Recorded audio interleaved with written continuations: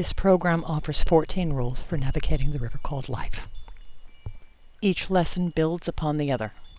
So if you have not yet had a chance to view our previous lessons, we strongly recommend that you take a moment to do so before viewing this lesson.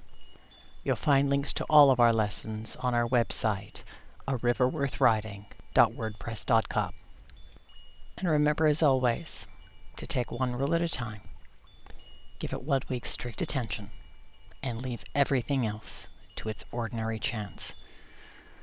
Taken together, these rules make for a worthwhile ride.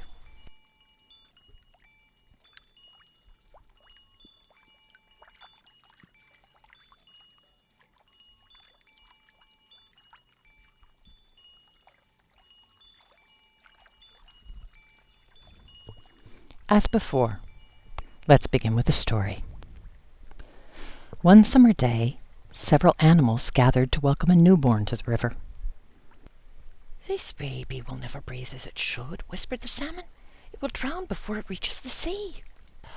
"Don't you think it's a little too large to move?" murmured the water bug. "It will sink as soon as it plants its foot on the water." "Why worry about where it will plant its feet? It's been alive for over an hour and can't even walk yet," muttered the deer. "I have never seen such a backward, awkward child. How will it run from danger with those pudgy, awkward legs?" "Its legs are certainly too soft. Its whole body is too soft. How will it defend its home?" snapped the crawdad. "And without a way to blend into the rocks, it will certainly become someone's dinner." "I don't know about that, but it will never survive the winter with a coat so thin," growled the wolf. "And to be born without siblings cannot possibly be good. Who will be left to guard it when the pack goes hunting?" "This baby will never hunt as it should," sighed the eagle. "It has poor eyesight, it can hardly travel, and it has no way to swoop down on its prey. Certainly it will starve with all those limitations." "Oh yes," smiled the baby's human mother. "My child is perfect." The rule of definition and belief says that we all see the river not as it is, but as we perceive it to be. The Hoover Dam is a symbol of American ingenuity, strength, and greatness, considered by many to be one of the modern wonders of the world. But the Hoover Dam is also considered to be one of the biggest environmental mistakes America has ever made, destroying the Colorado River and causing untold problems in water usage throughout the American Southwest. Whose opinion is correct? In the 1800s, many American settlers believed that nature was meant to be conquered and tamed. For them, an untouched forest was a waste of good land. Consequently, forests were fenced, claimed, cleared out, and used. On the other hand, most Native Americans saw nature as their homes and animals as extensions of their human family. For them, the forest was a great wellspring of life, full of bounty, and capable of sustaining them for generations. So who was right? When you take people out of their accustomed environments, they face starvation. Some people can't find food unless they can bring it home in a bag. In a very real way, they are limited by the recipes that their parents have handed down to them, by what they believe and they perceive to be edible. Few modern Americans would eat a roach, but some cultures like them chocolate covered. My point is that everyone is right according to their own beliefs. We all see the same world, the same trees, the same patterns, and the same currents. But we interpret and define those currents according to our own distinct beliefs. Our reality is influenced by how we define the currents around us, and we all define currents in very different ways. If you believe that you've hit a dead end, you stop trying to move forward. If you believe that you can't make a difference, you stop looking for ways to make a difference. If you believe that you are not responsible for what happens to you, you seldom notice how your thoughts and actions influence what happens to you. I have this friend who believes beyond any doubt that men are after only one thing. Any decent man that she meets immediately sees the chip on her shoulder coming from a mile away and pegs her as a problem waiting to happen. So obviously she rarely has any nice men interested in her, and she tends to attract only the men who fit into her mold. But even when she does attract a nice man, a man who might be an exception to her rule, she doesn't believe that such a man is possible. Without even realizing it, she waits for that one moment when he shows his true colors. Any man that she meets, regardless of his intentions, can't stand the pressure of her scrutiny. Any observation that I might make opposing her belief that all men are dogs, she regards as naive. Eventually, men give her exactly what she wants. Proof that they are untrustworthy creeps who always leave her. Her beliefs have become her reality. She only sees the evidence that fits into her beliefs, and she disregards all other evidence as irrelevant. Whenever she meets people who see things differently than she does, she just assumes that they don't understand how things really are. Her experience has become a validation of her life and her worldview. I sometimes think that she looks forward to the disastrous endings of her relationships because she can finally get on with the true purpose she's given herself, to show the world that all men are jerks. She's caught in a vicious cycle of her own self-limiting beliefs. Whenever I tell this story in my lectures, everybody laughs. We all know somebody just like my friend. Her limiting beliefs are easy to see. But what beliefs are you caught up in? What limitations have you been arguing for? Do you ever make statements that cause people to pick sides, raise barriers, offer advice, or start arguing? Have you ever said, "I had no choice. I'm too lazy. Life's not fair. Everyone's out to get you. There's nothing I can do. I was only defending myself. She made me do it. That's just the way I am. It's their fault. Everybody lies, or nobody listens." Do you ever use words like can't, must, never, always, should, or ought? These words and phrases often conceal limiting beliefs. I have a student, for example, who likes to say, "I've tried everything." She hasn't noticed how that belief has influenced her actions, and how her actions have created her reality. You see, on her river, she really has tried everything, because she's also stopped looking for new things to try. Question your beliefs, or they will limit you.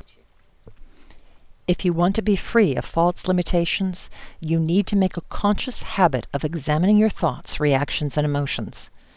Whenever you catch yourself thinking, "I can't," immediately ask yourself, "Why not? Why can't I? Why do I believe I can't?" And whenever you find yourself reacting emotionally to what someone else has said, ask yourself, what belief system is feeling threatened? Why am I so insecure? After all, if a belief is based on truth, you shouldn't feel such a drastic need to defend it. Your emotions are measuring sticks, and the readings that they provide can help you to navigate life's rapids. Negative emotions tend to arise whenever your beliefs are threatened by the realities of the river. Alternatively, positive emotions tend to arise whenever your beliefs are confirmed by the realities of the river. What does that mean to you? It means that you can use your emotions to uncover limiting and unproductive belief systems so that you can later redefine them. If you are feeling empowered, excited, blissful, or confident about a situation, then your belief system is working for you. But if you're feeling irritated, victimized, depressed, or awkward about a situation, then your belief system is not working for you. Consequently, you ought to look for any discrepancies between your belief system and your current experiences. If you can merge those discrepancies and incorporate any new understandings into your definition of life, you will start to feel good again. Redefining beliefs can be scary. If your beliefs have been limited, you might have to admit that all your decisions have been based on limitations. If your beliefs are false, you might have to live for a while with uncertainty. But trust me, any belief worth having will withstand your scrutiny and become stronger. And ferreting out your limiting beliefs so that you can replace them with beliefs that expand your life is the only way to make the river of life a trip worth taking. So how can you use the power of belief to redefine your life? Well, if you simply tell yourself to stop believing something, you're in for a fight. After all, when you believe something completely, finding evidence to contradict that belief is nearly impossible. Besides, whenever you tell yourself to stop believing something, you leave a void in your psyche that your psyche will anxiously want to fill.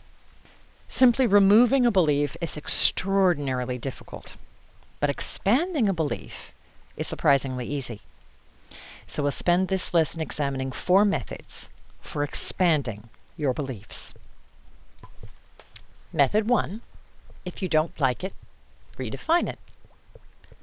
Words have meaning. People tend to take the meaning of words for granted. But when you redefine and expand your meanings, you also expand your perspective. Start by examining how you define the ideas, values, relationships, and possessions that are important to you. When you look at how you define things, you often find clues to the nature of your beliefs. Begin to pay attention to the meanings that you assign words. Ask yourself, do your definitions limit you or expand you? Don't take your definitions for granted. Your definitions define your life. So what are some definitions people take for granted? How about giving?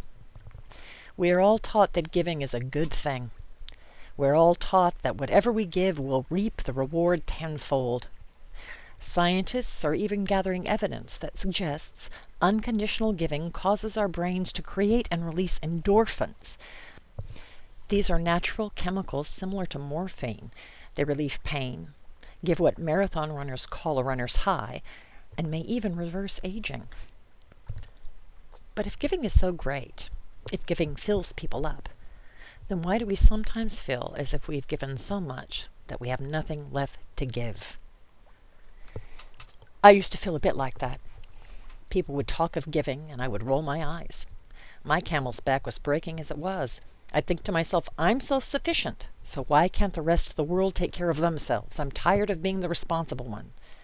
Then one day I realized that my definition of giving was my problem.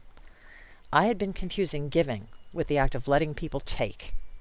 I had been giving even when I didn't have it in me to give. I had a friend, for example, who gave a barbecue. She didn't know how to work her barbecue, and the person who normally ran her barbecue was running late. I was hungry. I felt like cooking. I offered to run her barbecue. Great. Dinner was cooked, people are happy, and we all had a really good time. But a few weeks later, my friend gave another barbecue, and on that day I was exhausted before I got to her door. The first words out of my friend's mouth were, "Thank God you're here. I have the coals set out for you." Before I registered what she meant, I was being ushered onto her patio, where I spent the next 3 hours scraping down the barbecue, lighting the fire, and turning chicken, hot dogs, and hamburgers for 24 people. The entire time I seethed with a resentment hotter than the coals I was sweating over. After a similar assumption happened at her next barbecue, I stopped going to her barbecues. I found running much easier than correcting the assumption that I automatically enjoyed cooking for other people's guests. I was such a coward. Whenever someone would ask me for something, I would give out of guilt, give out of duty, give because I was nice, or give because it was easier than saying no. I hardly ever gave because I chose to give, but because I defined giving as something that I had to do regardless of how I felt. I was going against the very nature of unconditional giving. I was giving resentment, so no wonder I was empty. No wonder I had been rolling my eyes. I hardly ever noticed those times in my life when I truly gave without condition. I was too busy keeping tabs on the debts that everyone owed me. When you take giving for granted, you sometimes unexpectedly get resentment. If giving is hard for you, then listen to your gut. Maybe your problem is your definition of giving. For me, giving now means being open and unattached to outcome, and having a willingness to help out when the opportunity arrives. Giving means to actually notice when people need help, and to lend a hand when I have one.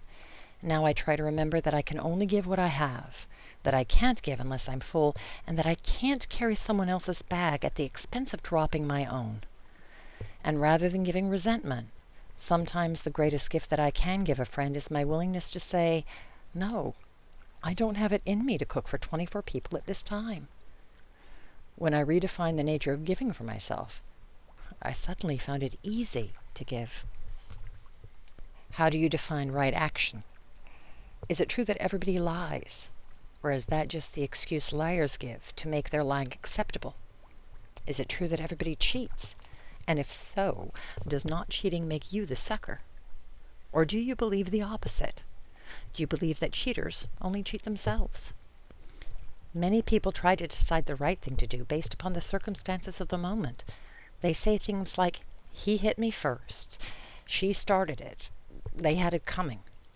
They act as if someone else's mistake gives them an excuse to reject what they know to be right action.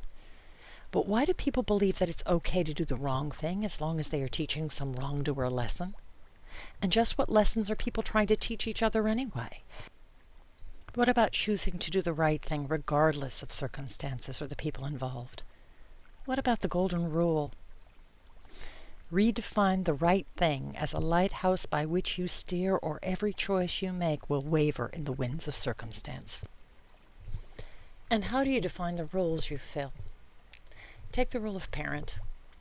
Do you think that parents ought to teach, serve, or rule their children? Some parents feel guilty if they don't do everything for their children. Other parents feel obligated to control everything their children do. But aren't parents supposed to teach their children how to do things for themselves? How else can children discover the gift of self-reliance? Maybe we should redefine parent as teacher. But then, again, how do you define teacher? Are teachers supposed to tell you what to think, or are teachers supposed to teach you how to think for yourself? And leader, is leading the act of telling people what to do and pointing out what they're doing wrong? Or is leading the act of showing people what they're doing right and helping them get where they want to go? Is true leading asking or telling? And what about the role of spouse? Do you have the same definitions for good spouse as your spouse has? If you and your spouse have been fighting a lot, I doubt it.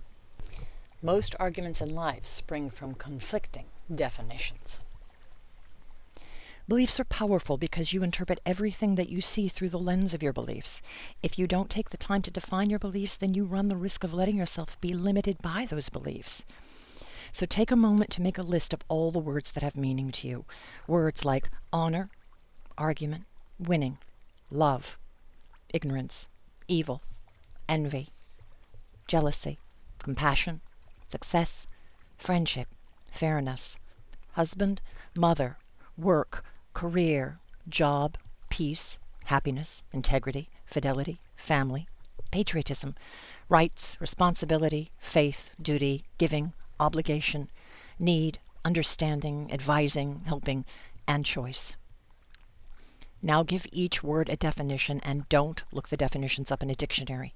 You need to examine your own definitions and to write them out in your own words. You must remember your own stories, just as I've done in the previous examples. Every person in the world has a unique perspective, and until you understand how you define things, you will never be able to explain your perspective to anyone, not even yourself. So ask yourself, what are your definitions? How do they define your life? How do they limit you? And how can you redefine them?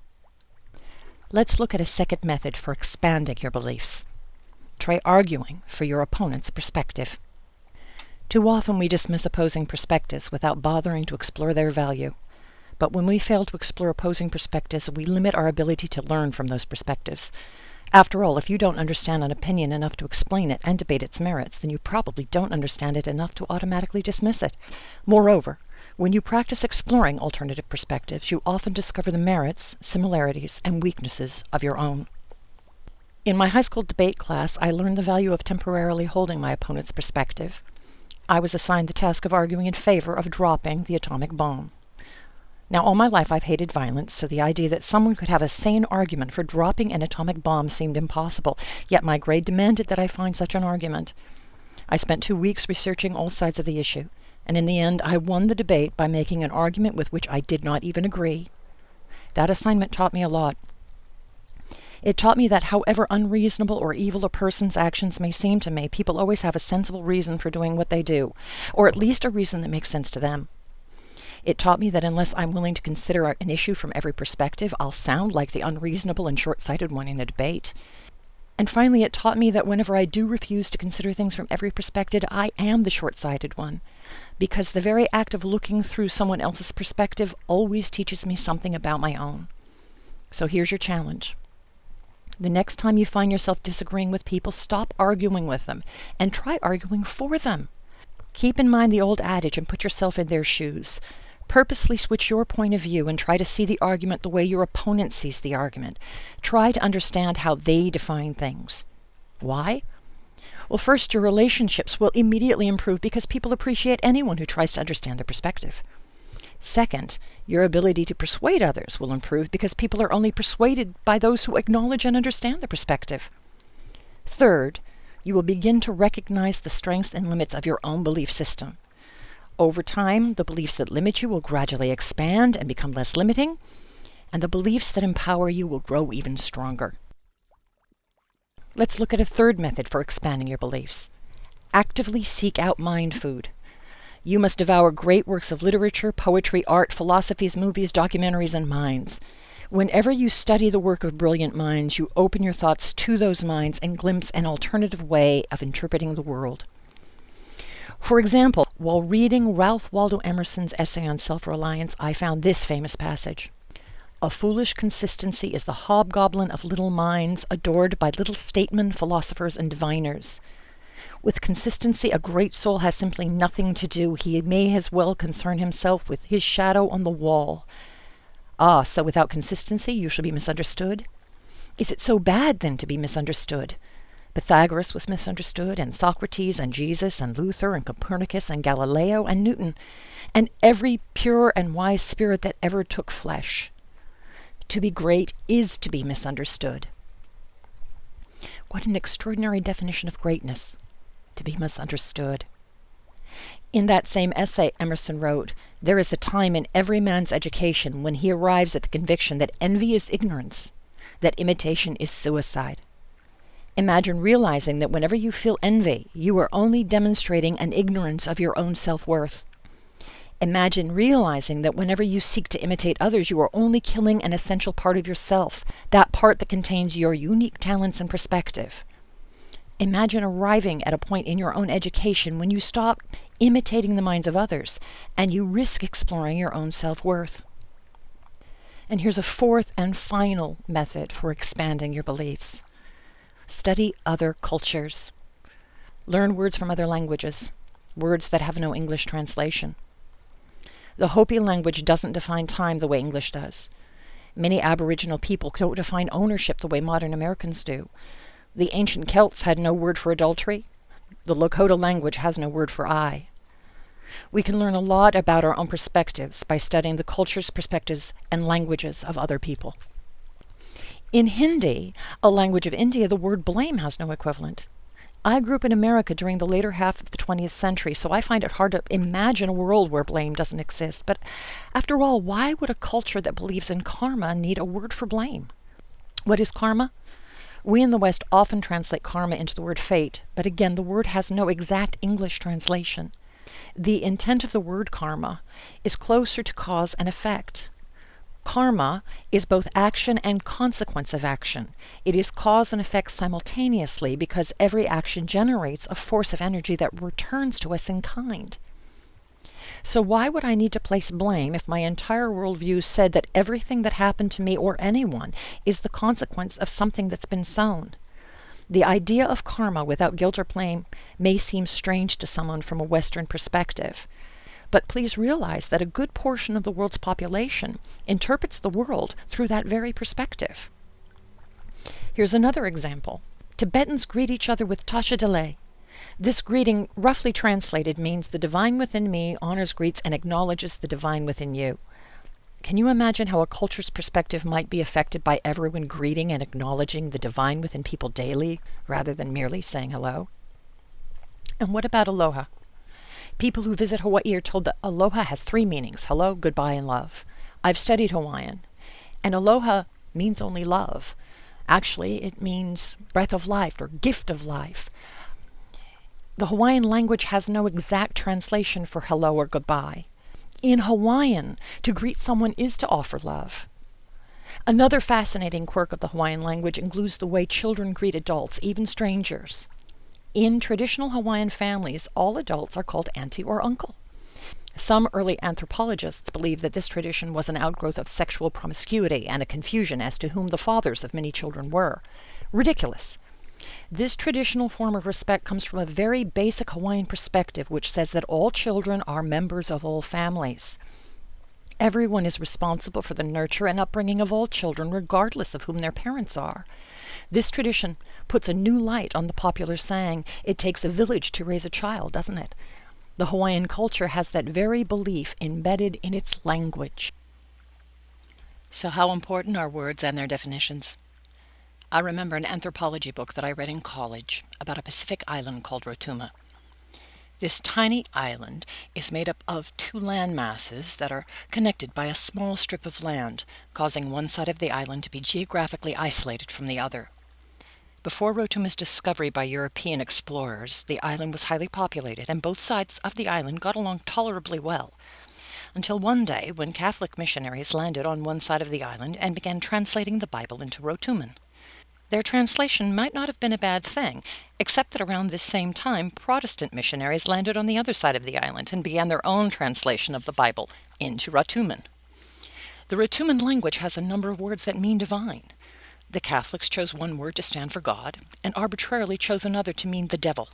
As fate would have it, the word they chose to mean devil was the same word the Protestants chose to mean God. Within a short time, rumors spread that the people on the other side of the island were practicing devil worship. Conflict between the two factions began to mount, until eventually war broke out between the two sides of the island. People die over words all the time. Words and the meanings we assign them have power. Definitions give meaning to life. Words will continue to define you unless you take the time to define them. So if your life lacks meaning, maybe it's because you've neglected to define what your life means. If you accept without question any definition, belief, or perception handed to you, then you limit your life to the truths and beliefs discovered by other people. You kill the one thing that is uniquely your own, your perspective. Your life will become some vague shadow of something that someone else defined years ago. Or even worse, you may never really understand what those people who defined your language centuries ago meant.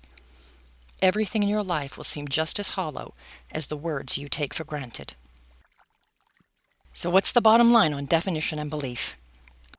The most fundamental changes in life happen when we redefine who we are. When we see ourselves differently, we think differently. When we think differently, we feel differently. When we feel differently, we behave differently, and we don't need some quick fix techniques to control ourselves or others.